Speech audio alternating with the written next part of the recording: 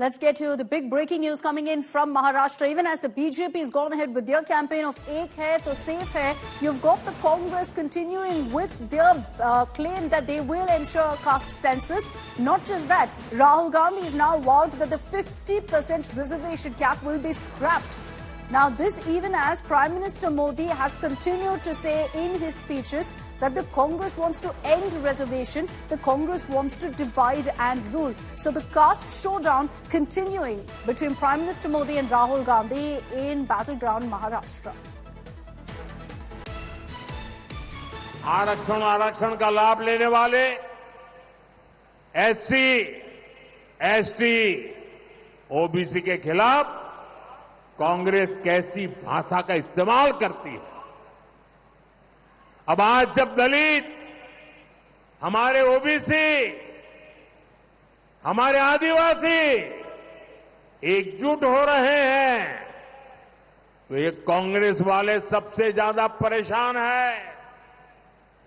उन्हें लगता है अगर पिछड़ा समाज ओबीसी एक हो जाएगा, अगर शेड्यूल कास्ट एससी दलित समाज एक हो जाएगा, एसटी हमारा आदिवासी भाई बहन एक हो जाएंगे तो शाही खानदान को कुर्सी कैसे मिलेगी।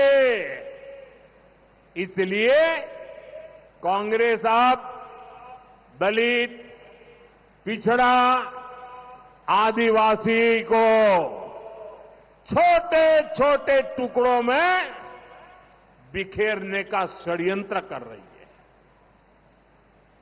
एक जाति को दूसरी जाति से लड़ाकर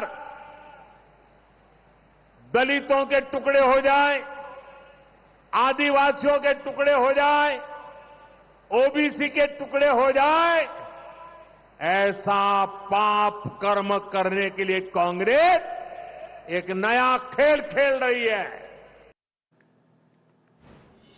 So those are some of the highlights of the Prime Minister's message accusing the Congress of divide and rule. He was speaking in Solapur just some time ago, where again he's claimed that the Congress wants to end reservation.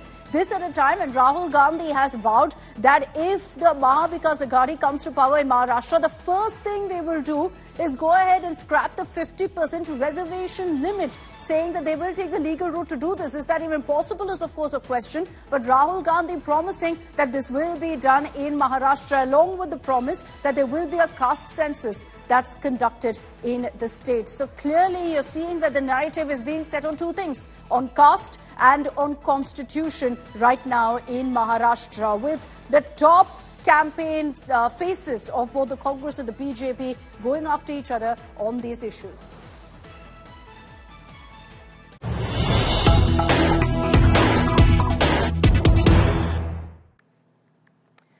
And on Constitution too, there's an all-out showdown. Let's tell you what exactly Rahul Gandhi has said and the Prime Minister's retort as well. Rahul Gandhi, repeatedly holding up the Constitution book in his rallies, has claimed now that the Prime Minister hasn't even read the Constitution. There's no mention of hatred in the Constitution, is what Rahul Gandhi has said, and has said that the Prime Minister doesn't respect the Samvidhan. Let's play out for you what Rahul Gandhi has said in his rally in Maharashtra.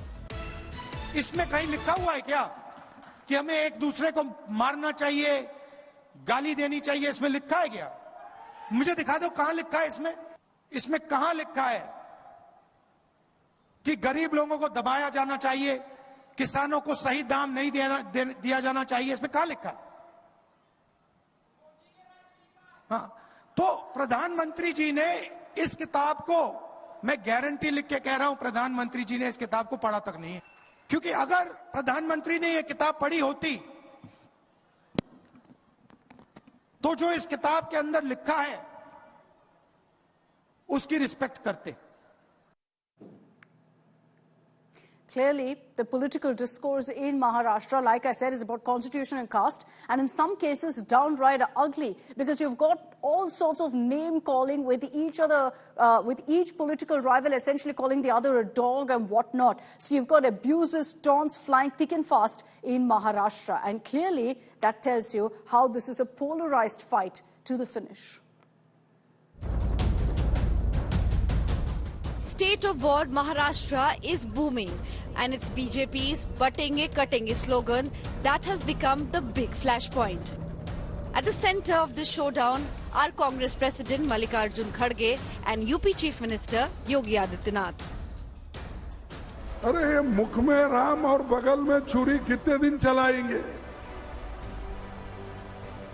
मैंने उसी लिए परसों बम्बई में meeting हुई थी तो कहा, भाई एक काम करो, दो नहीं कर सकते आप, क्योंकि जो साधु संत होता है वो सबके लिए होता है, बाटो काटो में क्यों जा रहे हैं? खड़गे जी, मैं एक योगी हूं और एक योगी के लिए देश पहले होता है, राजनीतिक स्वार्थ बाद में। यही अंतर है एक योगी में और आप में कि मेरे लिए देश पहले है, क्योंकि मेरे नेता मोदी जी ने हमें यही बताया। Campaigning in Chandrapur, Maharashtra, Prime Minister Modi came down heavily on the Congress, reiterating that the party is trying to divide castes. हमें एकजुट रहना है और इसलिए मेरा तो आपसे एक ही आग्रह है, हम एक रहेंगे तो सेफ रहेंगे।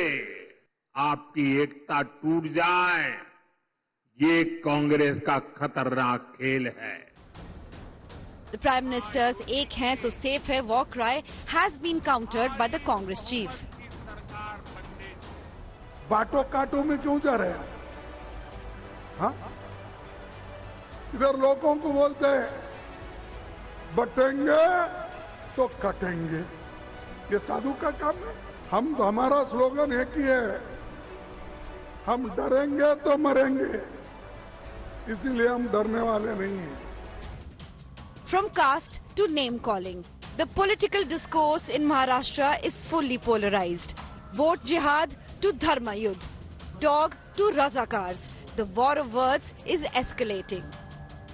अरे औरंगजेब तो आक्रमणकारी था, उसने हम पर आक्रमण किया था, इसलिए सुन ले ओवैसी, कुत्ता भी ना पेशाब करेगा औरंगजेब की पहचान पर। अब तो तिरंगा लहराएंगे पूरे पाकिस्तान पर।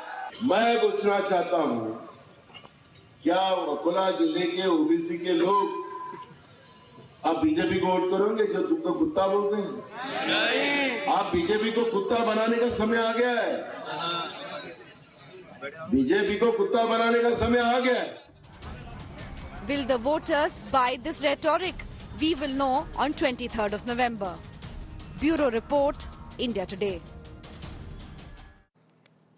All right, so we'll be tracking all the big updates that come in from Maharashtra. Remember, the state of Maharashtra polls at a single phase on November 20th. Let's talk about what's expected tomorrow, because Jharkhand, at least half of Jharkhand, will be polling, as will Wayanad. Let's talk about Jharkhand first. How this is a high-stake battle. Several questions, answers of which we will get in the days to come, but the voters will decide first on the tribal vote. Who will seal the tribal vote? We've seen both sides wooing the tribals, offering them all sorts of sops in their manifesto. Who will get the tribal vote? That could be the clincher. The infiltration narrative that the BJP has been peddling, with Home Minister Amit Shah even suggesting that an anti-infiltration law could be brought in. Will that narrative actually work on the ground? Can the BJP counter the impact of the Soren government's Maya Yojana, which is an outreach to women? And we know how crucial the women vote really is in every single state, in every election. Now, after the jail stint, and Hemant Soren has referred to this repeatedly in his speech, is there a sympathy vote that is with Soren after the jail stint? He became back as the chief minister, is out on bail. The BJP says he's going back to jail very soon. But that's been also one of the big issues discussed this election. And finally, Yogi Adityanath in Jharkhand repeatedly said, "Batenge to katenge." Will that narrative actually work on ground? Because it's something that even the Prime Minister has spoken about repeatedly in his rallies. So in Jharkhand, 81 seats up for grabs. In phase one, it's 43 seats that are polling. So let's tell you essentially what to watch out for in Jharkhand. What are the areas and regions that will be polling tomorrow? To take a look at phase one, essentially when you look at Jharkhand, there are a couple of regions that you need to be familiar with. In phase one, 43 seats, there are about 3 regions, that of Kolan, of Chota Nagpur and Palamu. that are voting. If you look at the breakdown of just phase 1, so it's essentially this area that's voting, not so much East Jharkhand, but the rest that is in fact voting tomorrow. So if you look at the breakdown last time around, it was in fact the India bloc, and this is a breakdown, of course, of the JMM, the Congress and the RJD. The JMM managed to bag 17 of these seats. So you can see the distribution here largely in south, which is also the Kolan region, and across this particular part too. As far as the NDA's breakdown is concerned, remember that the BJP was the single largest party in Jharkhand, but didn't manage to make away with the government because of the JMM Congress combined. So the BJP in this particular area, if you only consider the 43 seats that are up for grabs tomorrow, managed to get 13 seats. So let's also tell you about these region-wise breakdown of the seats that are up for grabs tomorrow. Let's begin with Kolan, because this is in South Jharkhand. It is essentially an India bloc stronghold. They'll be hoping to repeat that this time around. 12 seats up for grabs, 11 of them went to the India bloc. In Chota Nagpur, essentially this is usually broken down into North and South Chota Nagpur. Here too, if you look at the 20 seats, and this is the largest region of Jharkhand with the most seats up for grabs. Of 20 seats, the India bloc managed to get 11, the NDA 7, maximum of those with the BJP. And finally, the Palamu region, which is West Jharkhand. NDA had 6, the India bloc had 4. So it's largely these 3 regions that are polling tomorrow. So we'll have to see really how that plays out. Let me just quickly run you through the big seats to watch out for before I go across to our reporters on the ground. For the Sorens, this is a big battle. Champai Soren, let's begin with him. He's fighting from, of course, the Scheduled Tribe constituency. It's a reserved seat of Seraikela, where he's up against Ganesh Mahali. Now, this is an interesting battle. Champai Soren, of course, served as chief minister when Hemant Soren was behind bars. After that, in the last few months, in dramatic developments, has switched over to the BJP.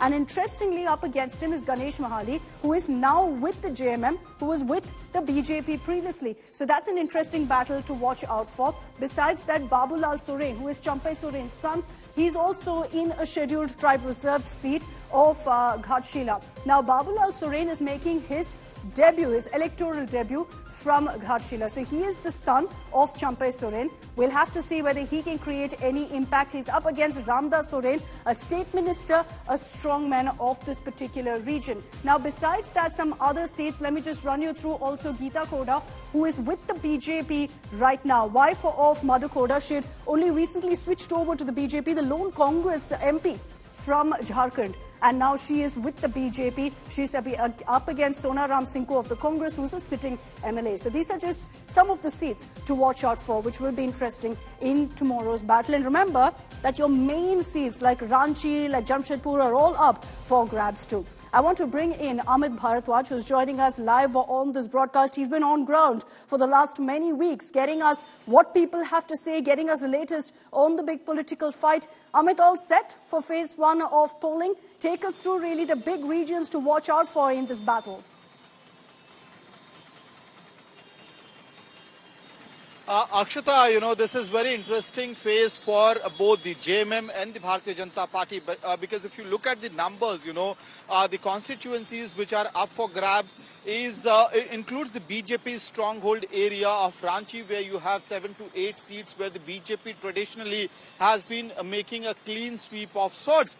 But this also includes the area which had become the gateway for Jharkhand Mukti Morcha's victory in 2019 and BJP's landslide defeat, you know, because BJP was apparently calling in 2019 that they're going to make a history with 50-55 numbers of mandate. That did not happen. The BJP was curtailed to 25-26 seats in 2019. And that happened because the JMM was able to clean sweep the Kolhan belt from where the former Chief Minister Champai Soren hails. So the Jharkhand Mukti Morcha is hoping that this time around they'll be able to repeat the number that came in 2019. And why the hopes are coming from Maiya Samman Yojana, the rupees 1,000 financial assistance that they have given to the women voters in Jharkhand, they are hoping that the Labharthis, the beneficiaries, will be converted into a vote bank for them. That's what the Jharkhand Mukti Morcha and the India Alliance is hoping for, or wishing for. And they used Kalpana Soren's space in order to galvanize the women voters on their side, at least of the Adivasis and the backward classes. And you see its influence and impact on the ground as well. But having said that, Champai Soren is on side of the Bharatiya Janata Party. He has gotten the organization of partial organization of Jharkhand Mukti Morcha to the BJP. The BJP itself has a strong organization module in Kolhan belt as well. So that is an interesting area as to what unfolds here.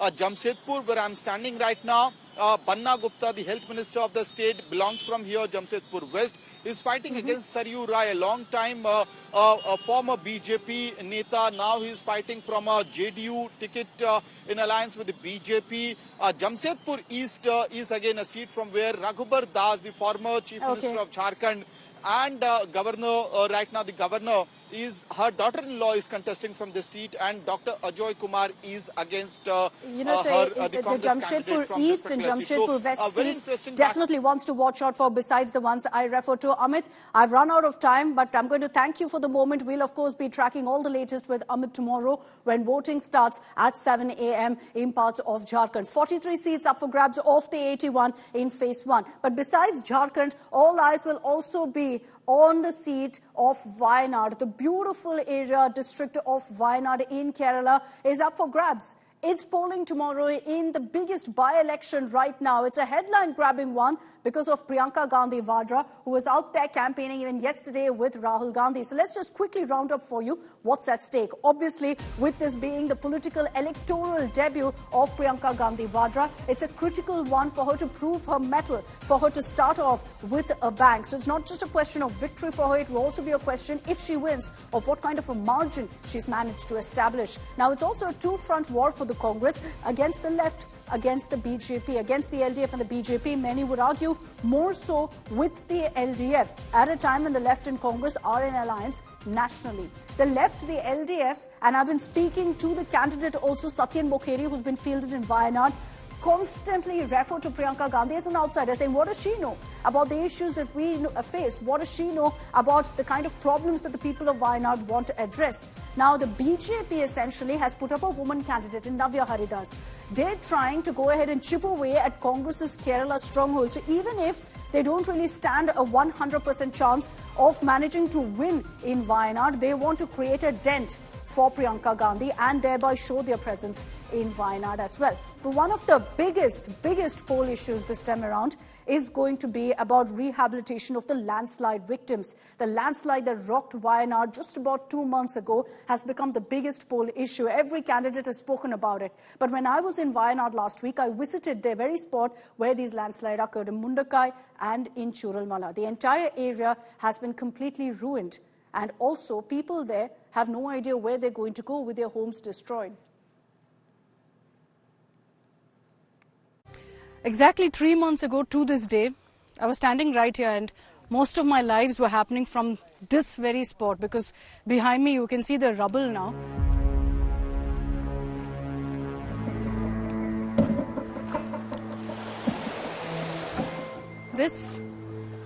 I remember coming here, standing here, it was full of course, slush, mud, stones. I couldn't walk beyond this point. So we actually had earth movers that were doing rescue operations. I had to use the earth mover to get over to the other side. This is what it takes for every single personnel involved to actually get to the other side of a river. Can you believe that where people are right now, this was a temple? Abhilash sir, ഇവിടെ ഒരു temple ഉണ്ടായിരുന്നില്ലേ? ഇവിടെ ഒരു അമ്പലം ഉണ്ടായിരുന്നു. Full പോയി. അമ്പലം എന്ന് പറഞ്ഞാൽ മുന്നേ ഒരു പഴയ അമ്പലമായിരുന്നു. അത് കൂടി നാട്ടുകാരെല്ലാവരും കൂടി കളക്ഷനൊക്കെ ചെയ്ത് ഒരു വർഷം മുമ്പ് അമ്പലം പുതുക്കി പണിതായിരുന്നു. പുതുതായിട്ട് അമ്പലം നിർമ്മിച്ചതാണ്. അപ്പോൾ അതിനുശേഷം ഉരുൾപൊട്ടൽ വന്നപ്പോൾ അമ്പലം പൂർണ്ണമായിട്ടും നഷ്ടപ്പെട്ടു പോയിട്ടുണ്ട്. ഇപ്പോൾ ഒരു ദീപമുണ്ട്. There's a lamp there if you can see it. So that's the only remnant of the temple really that they've kept behind to show that there was a sacred structure that was once there. ചെളി വെള്ളം നിറഞ്ഞിട്ട് നമ്മളെ ഇത്രയും പൊക്കത്തിൽ വെള്ളം ഉണ്ടായിരുന്നു. ഒരു 1.5 metre ഇത്രയും പൊക്കത്തിൽ അവിടെ റോഡിൽ. പിന്നെ കുറച്ച് പുലർച്ചെയായി ഒരു 6 മണിയായപ്പോൾ വെളിച്ചം വന്ന സമയത്താണ് ഇതിന്റെ ഭീകരത നമുക്ക് മനസ്സിലാവുന്നത്.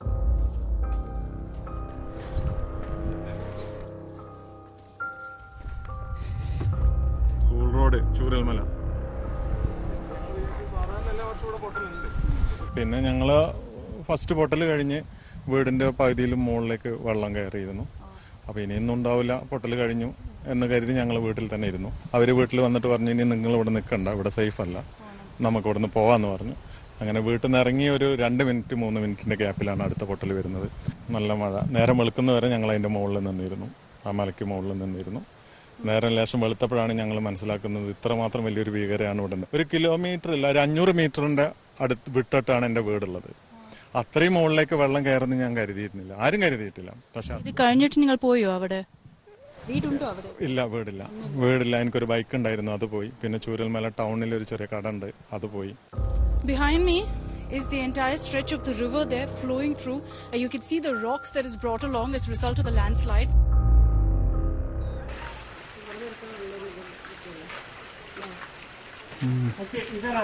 ഞങ്ങൾ കൂക്കി വിളിച്ച് കരയുക, കാറ്റ് ഭയങ്കരമായിട്ട് അടിക്കുക. അതായത് നമ്മൾ പറന്നു പോകും. ആ പറന്നു പോണ സമയത്ത് ഞങ്ങൾ എല്ലാവരും കൂടി ഇരുന്നു അവിടെ. പെട്ടെന്ന് നേരം വെളുത്തപ്പോൾ നമ്മൾ കാണുന്നത് എന്താ പറയുക, മരുഭൂമി പോലെയാണ് നമ്മൾ കാണുന്നത്. മുന്നിൽ ഒരു ഞങ്ങളെ മുണ്ടക്കായി എന്ന് പറയുന്ന സ്ഥലം ഇല്ല. സ്ഥലം കിട്ടെങ്കിൽ നിങ്ങൾ ഇവിടെ കുടുംബത്തോട് വരണം? ഇല്ല. ഇതിന്റെ 4 സൈഡും മല തന്നെയാണ്. ഇനി ഇവിടെ പൊട്ടില്ല എന്ന് നമുക്ക് യാതൊരു ഗ്യാരണ്ടിയും ഇല്ല. ഈ മലനെ നമുക്ക് ഒരിക്കലും വിശ്വസിക്കാൻ പറ്റില്ല. ഇനി വിശ്വസിക്കാൻ പറ്റില്ല. ഞങ്ങളെല്ലാവരും മണ്ണിന്റെ അടി. ഇനി എന്തായാലും ഇവിടെ താമസിക്കില്ല, ആരും ഇവിടെ വരില്ല, ഈ നാട്ടിൽ വരില്ല.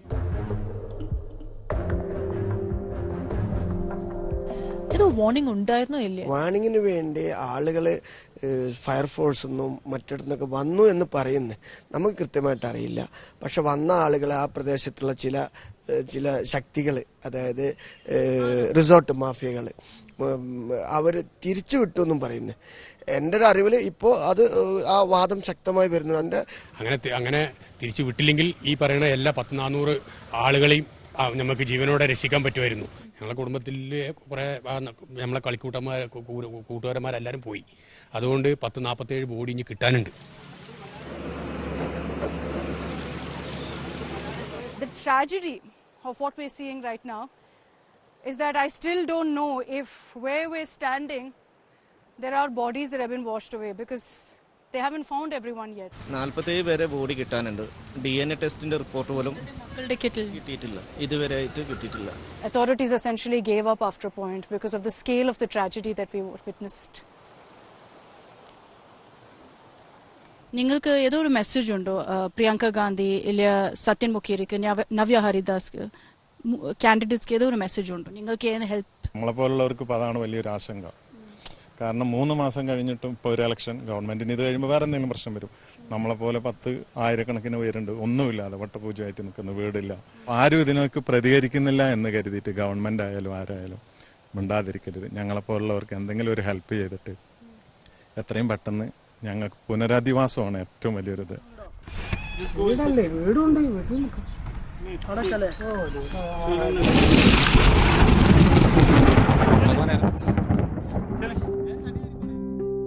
The irony of it all.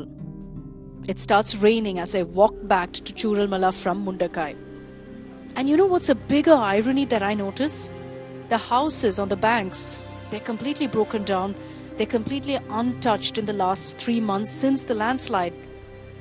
But the posters, though, are an addition.